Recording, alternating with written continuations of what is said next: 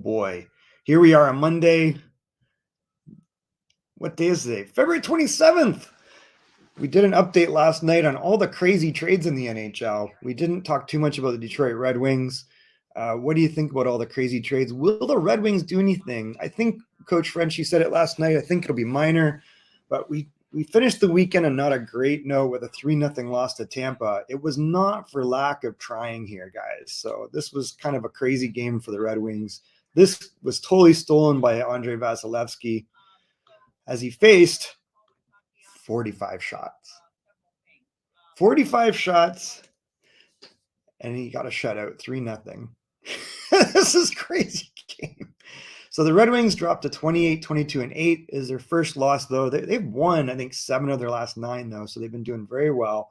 But now tonight they've got a back-to-back against the Ottawa Senators and the race for the wild card, which they kind of put themselves in contention. We know Washington's fallen out, but Detroit's in the mix. But now suddenly so is Ottawa. So these games against Ottawa are really important.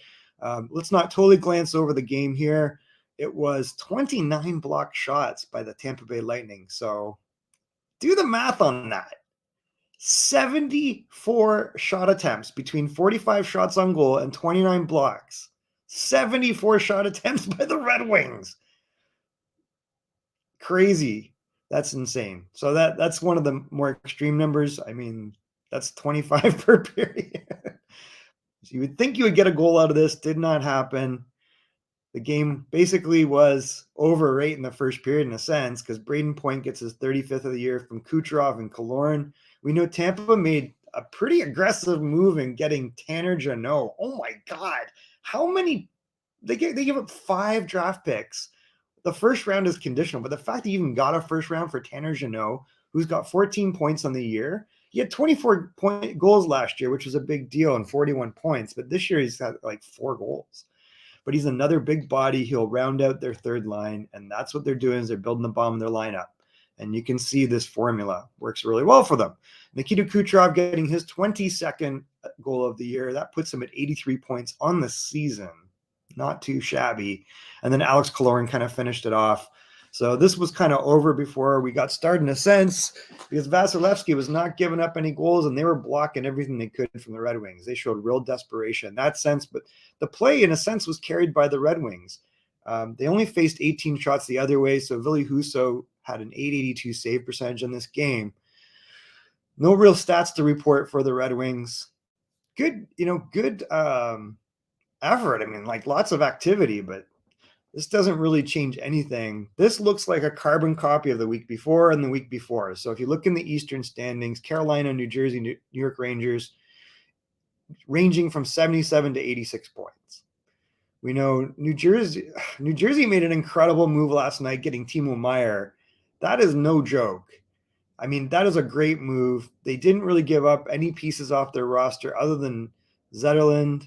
They give up a really good defensive prospect in Mohamed Doolin and some draft picks to add a Timo Meier, who is arguably their second best player behind maybe Jack Hughes at this point. He's better than Hischier, in my opinion.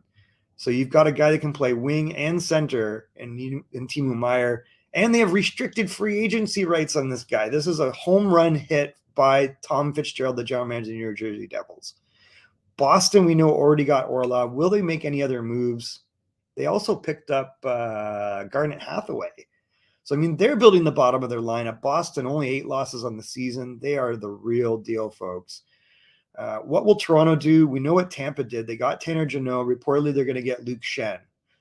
So everybody's loading up here. The New York Rangers might have the hit of the week, though, if they close out this deal. Good morning, Chicago Bears fan. How is my eye? It is beautiful. I went for a CT scan this morning, and they ask you to describe why you're getting a CT scan. And my answer was, let's see, I'll quote it verbatim. It goes like this. Rain, or right eye, rain, slip, face smash, black eye, thanks bricks. My friend said it's like a beat poet. So it's good. It doesn't hurt. Good morning from sunny Denver. Detroit is a good example of a team potentially not wanting to trade away valuable components. I would agree with that. I think at this point, I mean, they're not going to, if they hadn't loaded everyone, it would have been the Perrons or the Bertuzzis, but I don't see why they would at this point. these are parts of a puzzle. They almost have too many pieces. If anything, they'd move a Zadina or a Vrana. So it'd be interesting to see if those two players are still in the lineup. Zadina's been playing pretty well lately.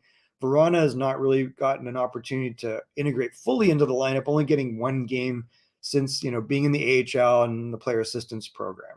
So they got a bit of a logjam right now. Robbie Fabry's been getting points. Bertuzzi's been getting points, as you'll see.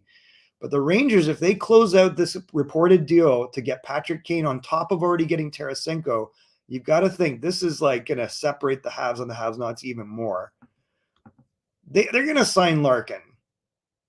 At this point, you don't care if this guy gets like I said, like 8 years, $9 million for him is not outrageous. If that's the number that they are asking for, it's not out of the realm. The contemporaries are Bo Horvat, who is playing great, by the way, New York Islanders, especially in the absence of Matthew Barzal. And then Mika Zibanejad with the New York Rangers. So those are guys that are his contemporaries at 8.5 times 8. So worst case, I think it's like 8.5 to 9 million. Either way, they'll get it done. The Hawks should get more for Kane. Well, what are they saying? I don't understand. What coach said to me seemed light, right? Like to me, this should be, if you're the New York Rangers, they should give up. If they're talking Zach Jones, that's a good pickup. There should be a draft pick, a first or a second. And I would think that they would get another offensive player. I thought Krabstov, but I don't think anybody wants this guy because he's high risk. So he went to Vancouver. That's probably the best opportunity for him to see if he sticks. They want a second pick in Zach Jones. I mean, that's a no-brainer if that's all they're asking for. I mean, I don't, to me, you would get Brennan Othman, Zach Jones, and a draft pick. If it's a second or a first, I don't care at this point. That's what I would be insisting upon to get Patrick Kane. Patrick Kane could be the kingmaker. This guy's got 3 Stanley Cups. He is the 5th leading scorer, I think, in the NHL since 2015. And he just showed, listen, you can complain all you want about my injuries. I can still produce and win games single-handedly. This is going to be nuts. Someone that's a really good team is going to be knocked out. Does Lindgren's potential injury, I was thinking this too, that maybe they would get a defenseman, and I would not be surprised to see them pick up a depth defenseman. He's like a quiet, important player for them. So it depends on how long that injury is. I don't know what you're hearing. They want a second in Zach Jones. Yep. So we talked about this. I think that is a steal to get Patrick Kane at this point as a rental. It's really worth doing. I mean, they're going to do that all day long. I would push for more. But, if that's what it gets done, that's what gets it done. Yeah. True, because he's saying he only wants to go to one team. Yeah, Jonesy's is a fine prospect. He's almost ready. He could probably play in the NHL now for Chicago. Right? Like he might be a top 4 in Chicago. He's at least top 6. He's got some offense. He's not a big guy. He's listed at 5'11". Does that mean he's 5'9"? Probably. He does not look 5'11" to me.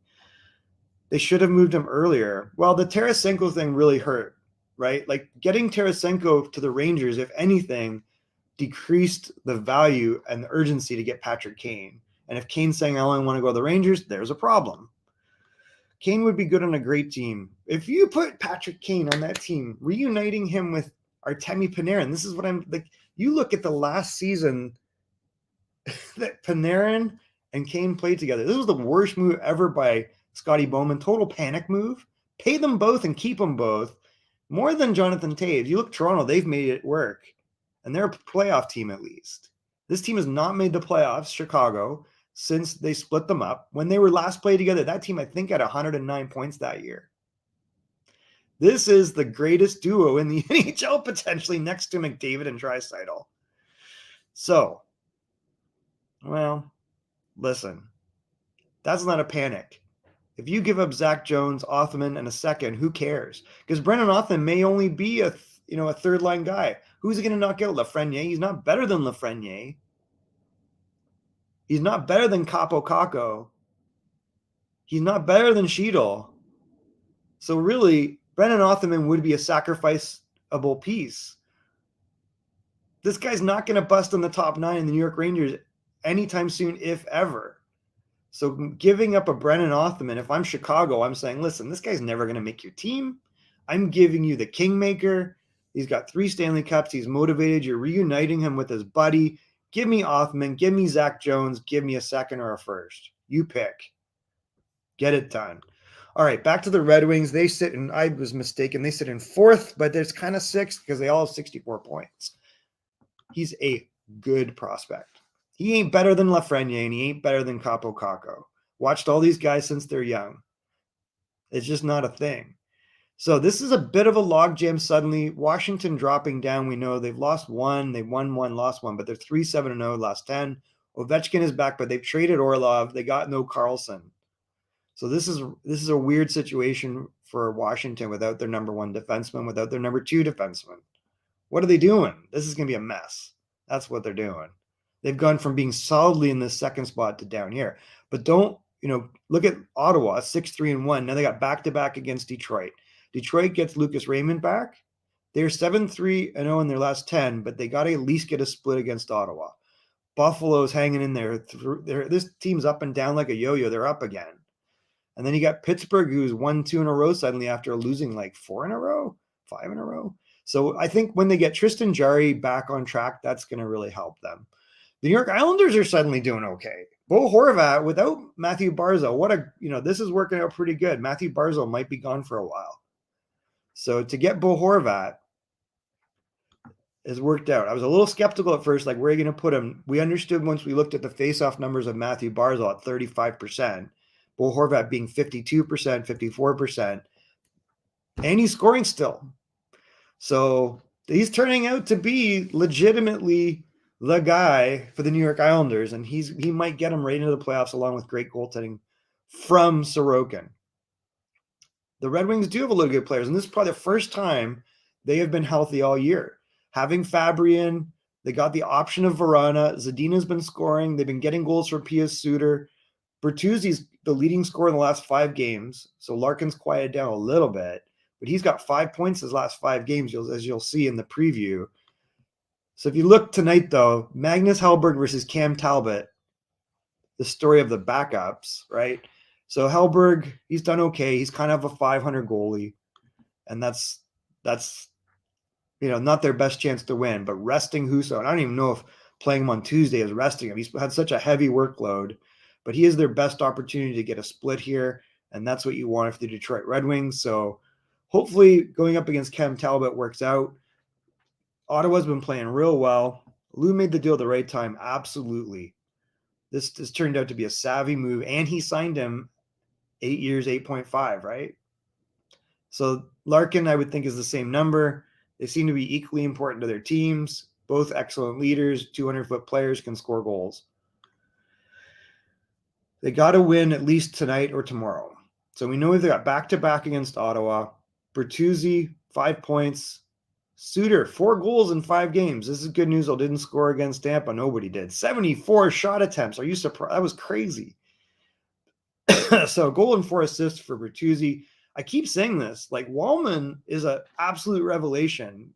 We were talking last night, and they're like, this is not top 4 defenseman. I'm like, I don't know if that's true.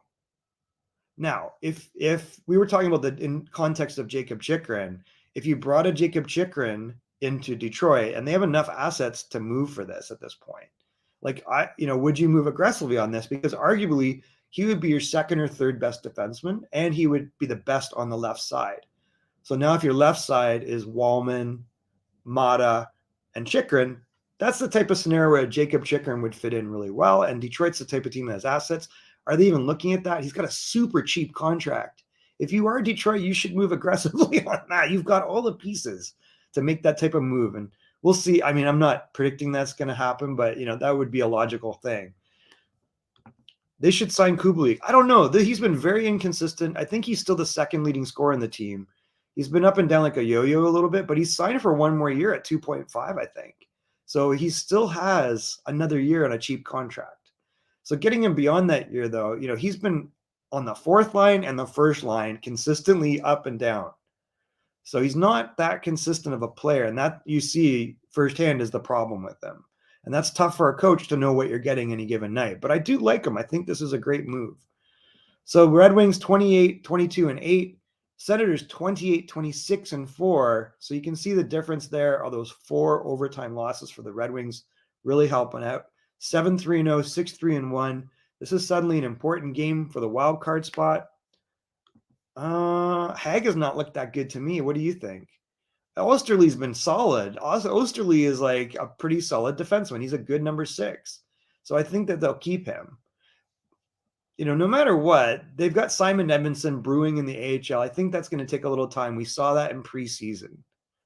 He's got, you know, I think the right thing is keep him in the AHL this year, start working him in next year. He's got top 3 written all over him, but he ain't there yet. But he's going to get there fast. He's the type of player that'll make a big jump all of a sudden. So if you get a Chychrun, that buys you time and takes the pressure off needing to worry about that. He's only 18. He's 6'5" and skates like the wind and has all the offensive tools, the defensive stuff. He's a little skinny and he needs to, he gets beat in tough situations down low, and that's what he's working on.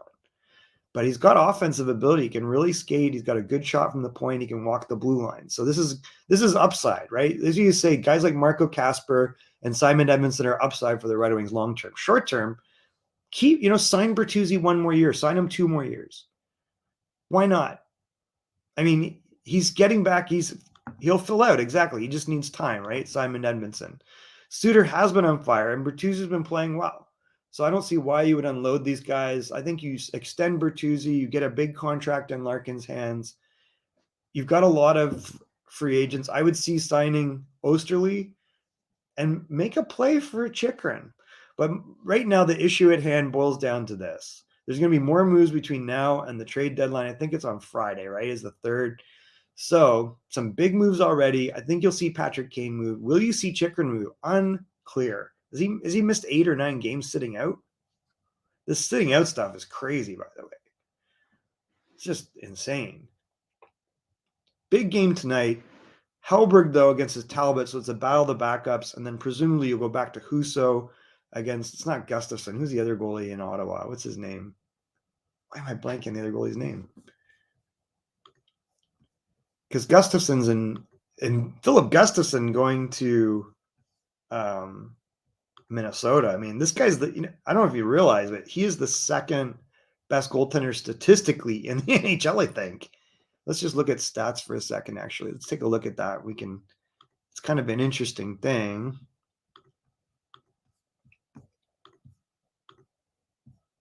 So if you look at statistics, let's just take a quick look.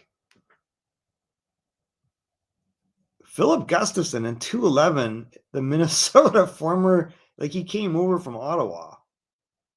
I mean, that's been a good story, right? Who is the other goalie in Ottawa? It's not Gustafsson. We got Cam Talbot. Where's the other guy? Oh, Forsberg. Sorry, Forsberg. 11-11. And if Cam Talbot's your number 1. And then here's the guy you traded. 15-8, 928 save percentage, 211. Should have kept them, boys. Interesting matchup we will see tonight. So I guess that's actually not even the backup. I guess I always assume Cam Talbot is a backup at this point in his career, but that's their number 1. Yikes.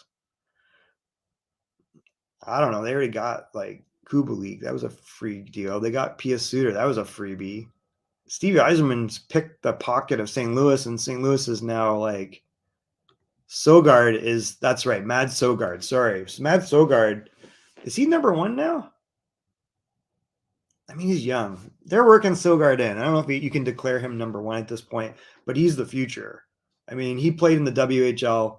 Great goalie. 6'7", 6'8". Lots of upside there. New York Rangers, 1 player. Keandre Miller, that was pretty crazy. Where he spit. 5 minutes locker room. That's going to be a suspension though, right, RJ?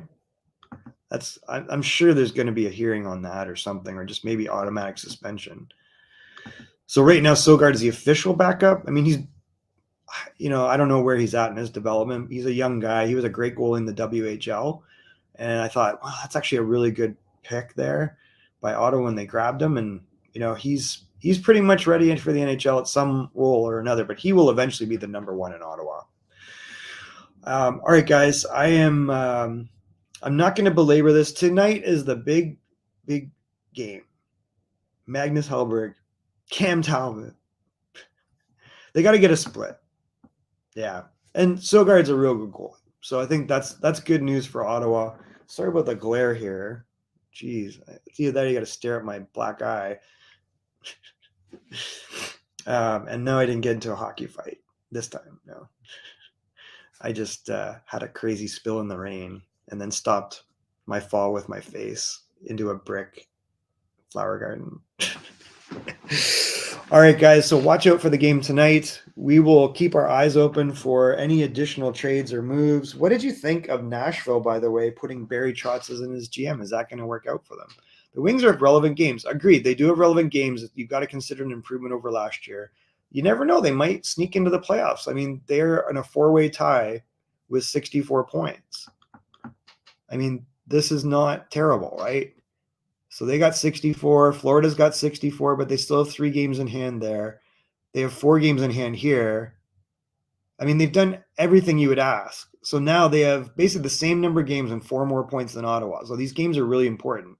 They at least got to get a split where they would have 66 and Ottawa would have 62, and that would put Ottawa out of reach. If Ottawa pulls out 2 wins, though, they're tied again. Now we got a bigger logjam, and there's no games in hand at that point, right? So that's why these games are very important. Buffalo back on a winning streak here. Will Buffalo make any moves? Thanks, guys. I think we're all looking at it. Yeah, I know. Sorry. Trotz as a manager is a good move down there. We're going to find out.